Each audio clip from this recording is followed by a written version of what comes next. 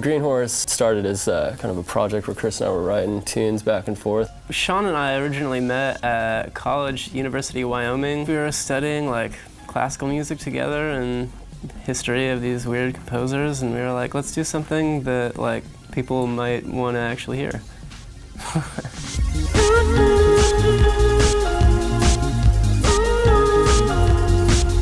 We just started doing shows in Wyoming, and for a long time people were kind of critical of the fact that Chris and I were doing Green Horse as a duo. For the very first show Joel came to, he did this amazing backflip. It was really our first introduction. I was really into Green Horse from the very first show.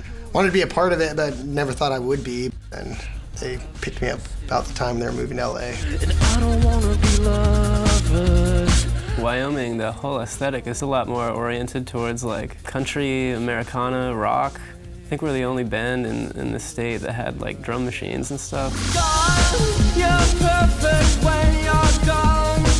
We crash and then you're gone. The name of our band is an interesting one because we keep finding more and more associations with it the longer we go. It's more of just a whimsical tossing names back and forth, and that was one that came out. I like that it's like a mythical being almost that represents like rebirth and hard work.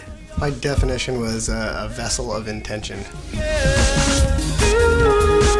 Transcontinental was produced by us, and it's sort of a bedroom project. And since then, we've had the luxury to work with a producer called Brent Sigmuth. I just really love his aesthetic, his sensibility. He lives right in the heart of Cannon Falls, Minnesota, tiny little town, and it was in this old sanatorium, so it kind of had this haunty kind of feeling to it. It's like a tuberculosis sanatorium back in the day. And they first discovered the antibiotic that cures TB there. As soon as we got out, I got a crazy like upper respiratory problem that happened, and I'm pretty sure it's the result of a ghost possessing me. The sequencer gives you the luxury to make 4 notes like sound as sweet as possible. You put all the time in before you get on stage, and then when they blast out, you don't have, there's no concern. You're just like floating on a cloud of doom. I think for writing, just trying to get to a point where you can hear it, like when we listen to music as kids and you just hear that song and it hits you immediately, trying to capture that, and I think through simplicity it's usually achieved.